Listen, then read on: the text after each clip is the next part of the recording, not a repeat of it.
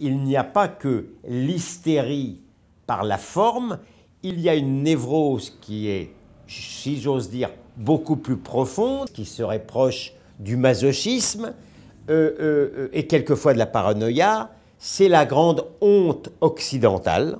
Cette grande honte blanche ne vient pas tant de la honte de l'esclavagisme, et d'ailleurs si ça n'était que ça, les Arabes devraient davantage encore avoir honte que les Occidentaux, puisque la traite négrière arabique est bien plus ancienne et bien plus importante que la traite atlantique. Il existe dans le fin fond de l'inconscient occidental une honte silencieuse et impensée de partager, d'avoir en commun avec Adolf Hitler le fait d'avoir la même couleur de peau.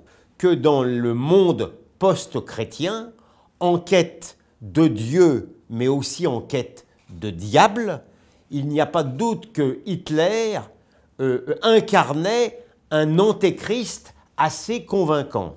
Et ensuite, des sous-Hitler déclinés tous blancs. On a eu Pétain, qui était quand même dans la roue de Hitler assez convaincant, mais ensuite, vous avez eu Le Pen, vous avez eu tous les grands, certains présidents américains, et puis ensuite, vous avez eu Netanyahou, vous avez Orban. La liste est ouverte des sous-Hitler blancs. Et vous avez aussi un panthéon, si j'ose dire, rose des victimes, et toutes les victimes, on peut dire, ont aussi en commun d'être des non-blancs.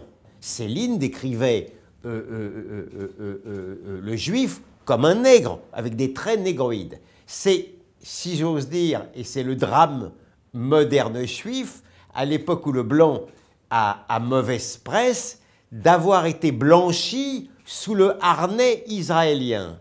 C'est Israël qui fait que le juif devient un blanc au carré. La dernière ruse d'Adolf Hitler, aujourd'hui le juif est détesté ès-qualité de super blanc.